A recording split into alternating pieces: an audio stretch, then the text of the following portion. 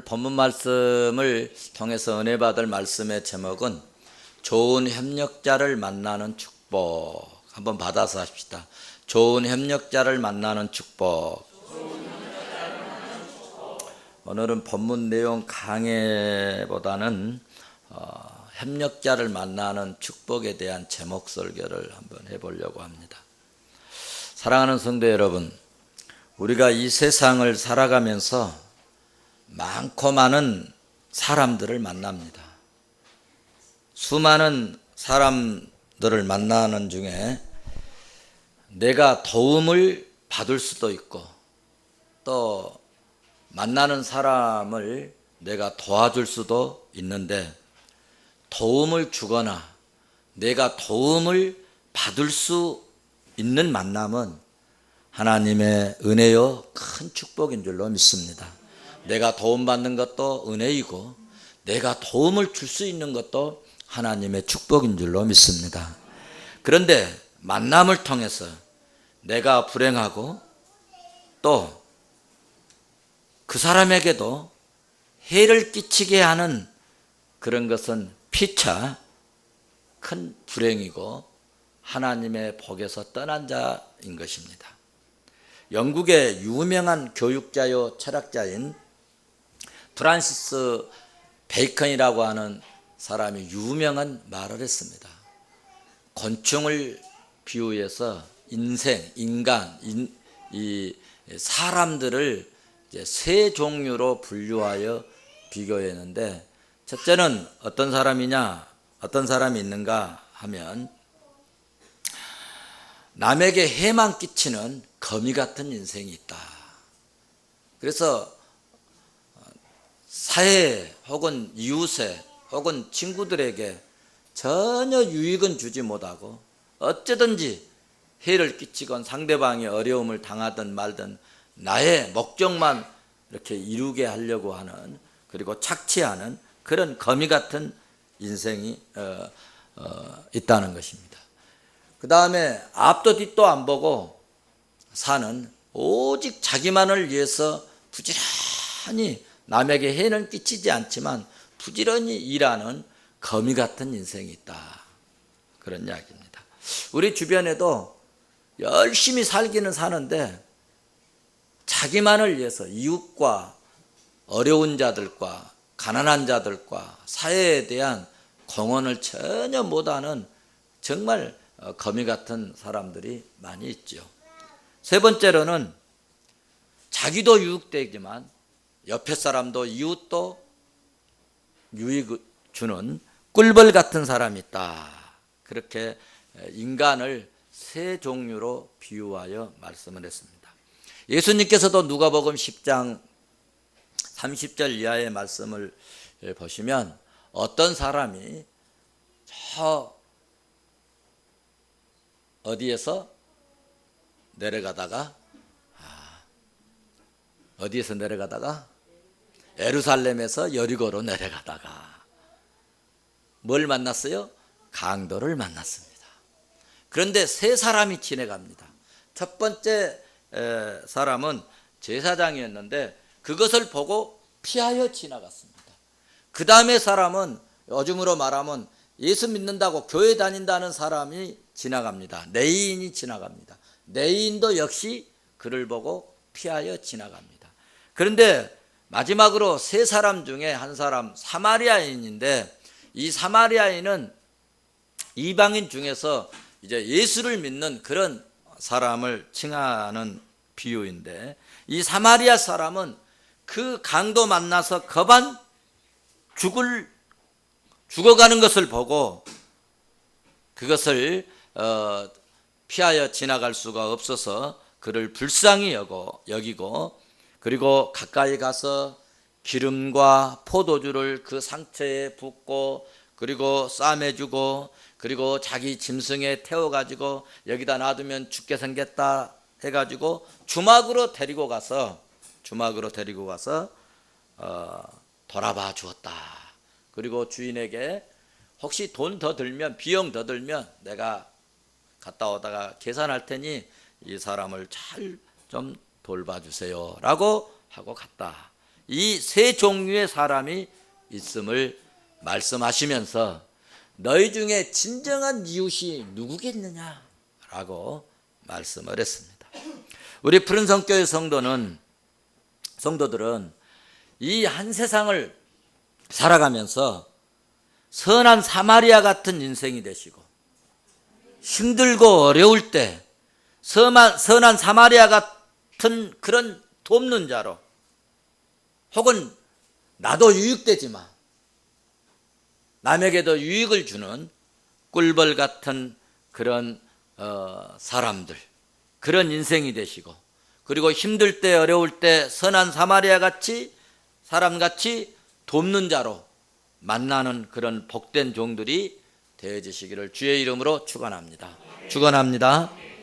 오늘 또 사도 바울이 주의 사명을 감당하고 주의 이 약속에 주의 복음을 증거하는 일에 주님이 역사하시고 성령님이 이끌어 이제 가시고, 그래서 자신이 성령님의 이끌림을 받고 사역할 때 하나님께서는 꼭 필요한 시기에 꼭 필요한 사람을 만나게 하시고, 보통 사람이 상상할 수 없을 만큼 돕고 협력하고 헌신하는 것을 오늘 본문 18장에서 우리는 확인하게 됩니다. 사도행전 18장에서는 바울이 아덴을 떠나서 이제 드디어 고린도로 들어갑니다. 고린도로 들어가서 사역지를 옮겨서 활동하는 기록인데 1절을 보시면 그 확인할 수 있습니다. 우리 1절 같이 한번 보실까요? 18장 1절 같이 봅니다. 시작. 그 후에 바울이 아덴을 떠나 고린도에 이르러. 아멘. 그렇죠?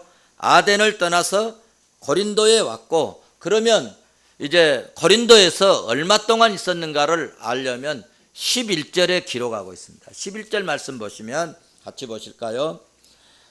1년 6개월을 머물며 그들 가운데서 하나님의 말씀을 가르치니라. 아멘. 몇 년 동안 있었어요?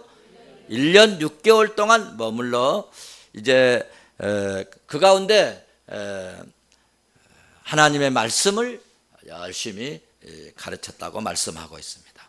바울은 1년 6개월 동안 고린도에 머물면서 부지런히 복음을 전도를 했습니다. 아덴은 철학의 도시요 우상의 도시라면 고린도는 어떤 도시냐? 고린도는 무역이 아주 잘 형성된 그런 도시입니다. 그래서 이 고린도는 아덴에서 약 70km, 그러니까 어느 정도 떨어졌을까요? 우리 여기 서울에서 수원 이 정도 떨어진 그런 도시라고 볼 수가 있겠습니다. 한 대전 좀 될지 수원 좀 될지 잘 모르겠으나 하여튼 수원 정도 떨어지는 그런 이제 도시인데, 이 도시는 산업과 무역이 막 이렇게 활성화되기 때문에 뭐가 많이 생기겠어요? 뭐가 많이 있는 지역? 돈이 많이 있는 지역이 됩니다. 돈이 많으면 사람들이 어때요? 돈이 많으면 부패하게 되어 있습니다. 가난한 사람들이 고급 술집에 가서 술 먹은 거 봤어요? 돈 많은 것들이 그래요. 돈 많은 것들이. 예수 안 믿는 사람들. 그래서 이 고린도 교회는 이 장사가 잘 되고 무역 도시이기 때문에 상업이 발달해서 그에 따른 방탕과 쾌락과 물질과 이 음란을 상징하는 도시가 되었습니다. 이러한 고린도 이 도시에 드디어 바울이 이제 도착을 했습니다. 하나님은 사도 바울이 가고 싶어 했던 소아시아를 어떻게 했어요? 하나님이 막으시고 드로아에서 이제 강을 건너 유럽을 향하여 들어가게 하셨습니다. 그리고 이제 여기서 한번 우리가 생각해 볼 것은, 만약에 하나님께서 그 아시아 쪽으로 가는 것을 막지 않으시고 우리 아시아 쪽으로 먼저 복음이 들어왔다면요, 여러분 지금 이 우리 아시아 한국과 저 지금 유럽 쪽과의 이 판도가 확 달라졌을 것입니다. 왜냐하면 복음이 드러난 것은 반드시 변화가 일어났고, 복음이 들어가는 것은 변화가 일어나고, 변화가 일어나는 그곳에 하나님이 엄청난 축복을 쏟아 부어 주셨기 때문입니다. 그래서 하나님께서 그때 바울을 통해서 아시아 쪽으로 먼저 복음이 들어왔다면 우리 한국이 요즘 어떤 도시가 됐을까 한번 상상을 해보면은 정말 기가 막힌 역사를 이루지 않았을까, 그런 생각도 해봅니다.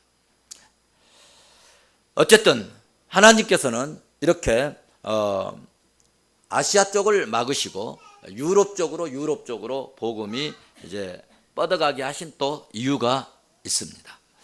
특별히 하나님께서는 이 빌립보를 거쳐서 데달로니가로 베레아를 거쳐서 유럽으로 복음을 가지고 사도 바울이 점령하게 하셨습니다. 특별히 하나님께서는 철학, 미술, 문화를 상징했던 아덴을 이제 복음으로 점령하게 하시고, 그 다음에는 상업과 쾌락의 도시인 드디어 오늘 고린도 도시를 점령하게 하신 것입니다.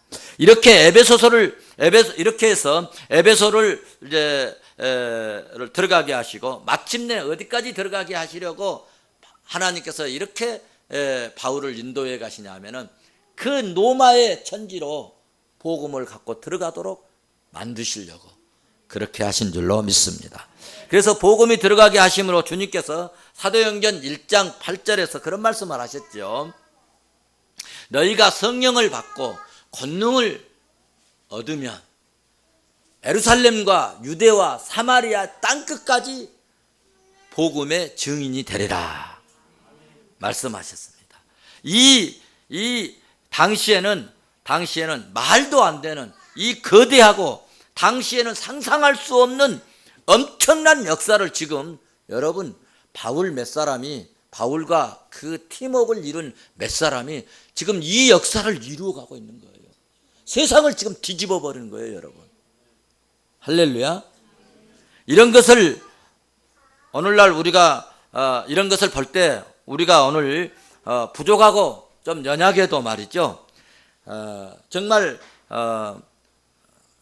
당장에는 우리가 상황과 환경이 안 좋고 또 여건이 전혀 나에게는 이런 것과 관심도 없는 그런 여건이라 할지라도 여러분, 하나님이 역사하시고 성령이 역사하시고 성령이 이끌어 가시면 우리가 오늘날 상상할 수 없는 기적 같은 일들을 수년 내에 여러분 수년이 못 되어서 우리에게 일어날 수도 있습니다.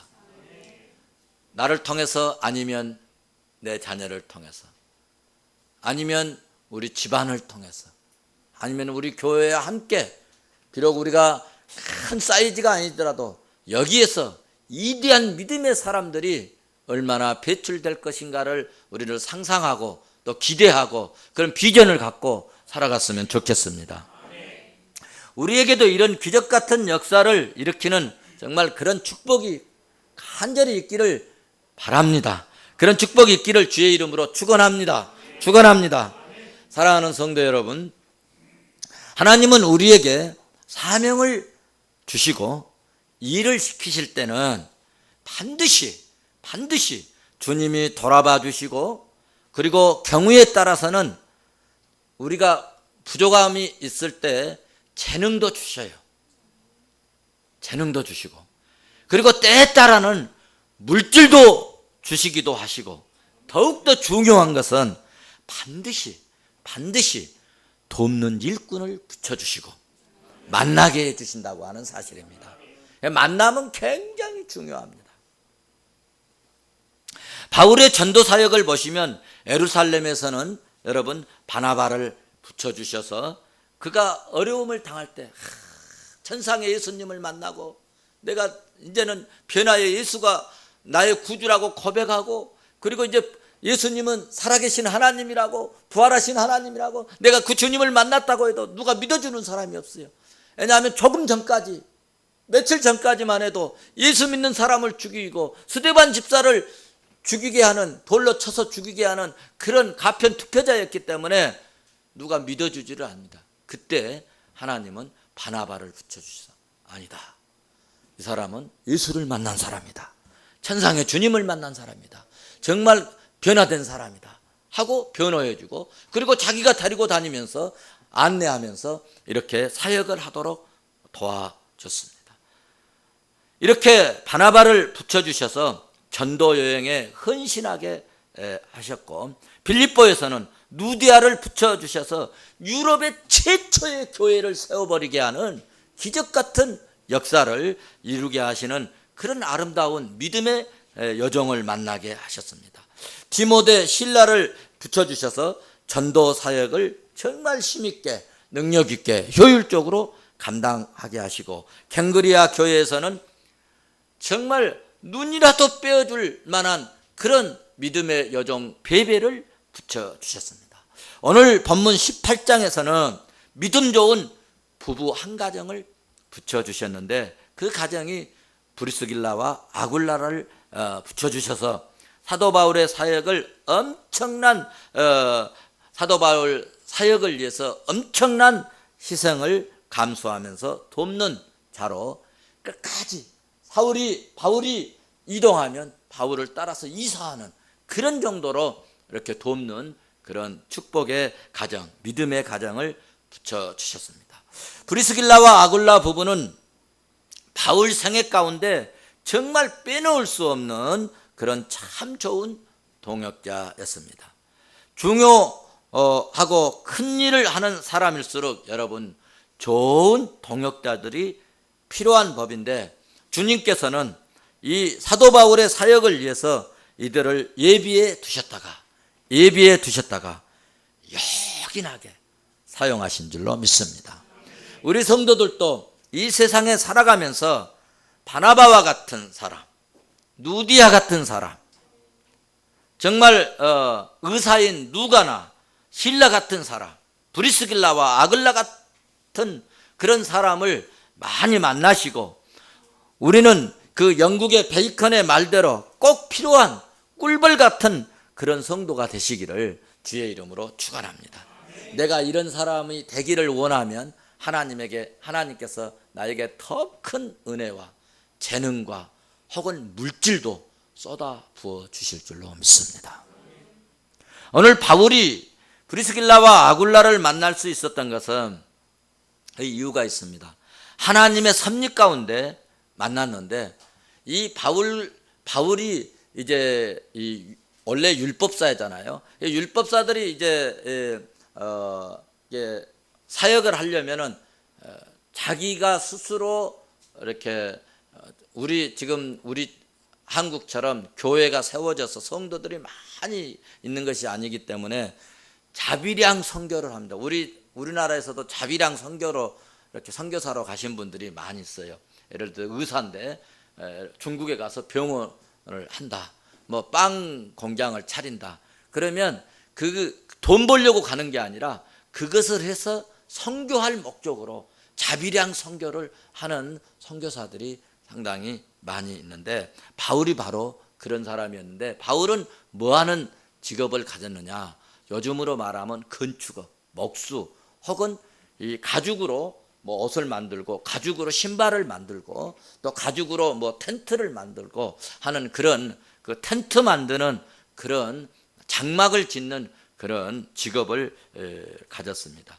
그런데 이 브리스길라와 아굴라도 이 직업을, 바울과 같은 직업을 갖고 있었어요. 그래서 그들은 직업이 같기 때문에 자동적으로 건축업자들은 건축업자들끼리 만나잖아요. 그래서 이제 일하다 보니까 만나가지고 장막을 만드는 이제 일을 했는데, 고린도에서 그 일을 하다가 같은 장막을 만드는 직업을 가진 그들이 이렇게 서로 이제 교제를 하고 만나서 이야기를 하다 보니까 바울이 이게 장막을 만드는 사람이 아니라 선교사라는 거예요. 선교사. 그래서 이제 이들이 아주 관심이 많았고 깊이 사귀게 되었습니다. 왜 이들이 바울의 관심을 갖게 되었느냐 하면은 이들 부부는 원래 어디에서 살았냐면은 로마에서 살았습니다. 로마에서 살았는데 왜 고린도에 와서 살았는가? 고린도에서 거주하게 된 것은 그 유대인 사회 안에서 일어나는 로마의 이 폭동을 저지하기 위해서 로마 황제 글라우디오가 모든 유대인에게 로마에서 떠나라는 칙령을 내렸어요. 언제? AD 49년, 50년, 2년 동안 안 떠나면 다 죽여버린다는 거죠. 그래서 이 유대인들을 로마를 떠나라. 그래서 이런 칙령을 내렸기 때문에 하는 수 없이 로마를 떠나서 고린도로 이주했는데, 그것은 사실 바울의 사역을 도울 자로 파송받게 하신 하나님의 섭리였다는 것입니다. 할렐루야. 그러니까 세상에 무슨 일을 할 때요, 이게 세상에 이럴 수 있냐? 우리는 그러지 말고 하나님 무슨 뜻이 있습니까? 이렇게 물을 때 하나님의 뜻을 우리는 발견하게 되는 좋은 믿음의 사람이 될 줄로 믿습니다. 이렇게 해서 시작된 바울과 그들의 교제는 시간이 감에 따라서 더욱더 깊어졌고, 그들은 바울을 위해서라면 자신들의 이 목숨을 내놓을 정도로 바울의 진실한 친구가 되었고, 그리스도 안에서 아름다운 동역자가 되었습니다. 뿐만 아니라 이방인의 모든 교회에 대해서도 희생적인 수고와 헌신을, 봉사를 아끼지 아니하였다고 로마서 16장 3절 4절은 기록하고 있습니다. 말씀을 맺겠습니다. 오늘 성경 퀴즈 대회도 있고 조금 시간을 드리기 위해서 말씀을 조금 짧게 하려고 합니다. 전도서 7장 1절 말씀을 보시면 좋은 이름이 좋은 기름보다 낫고 죽을 날이 출생하는 것보다 낫다고, 이 세상에서 가장 지혜로운 솔로몬이 전도서 7장 1절에 그렇게 말씀하고 있습니다. 좋은 이름이란 무엇이냐? 그의 생전에 지혜롭고 인자한 성품을 지니고 그렇게 선하게 살아서 좋은 평판으로 후손들이 기억하고 길이길이 그렇게 남을 이름을 좋은 이름이라 그렇게 말하는 것입니다. 우리는 후손들에게도 좋은 평판을 받는 그런 삶을 살아야겠지만, 우리의 이름이 여러분 하나님 나라에 기억되고 하나님께 기억되도록 주의 일에 쓰임받는 그런 이름이 되었으면 좋겠다는 것입니다.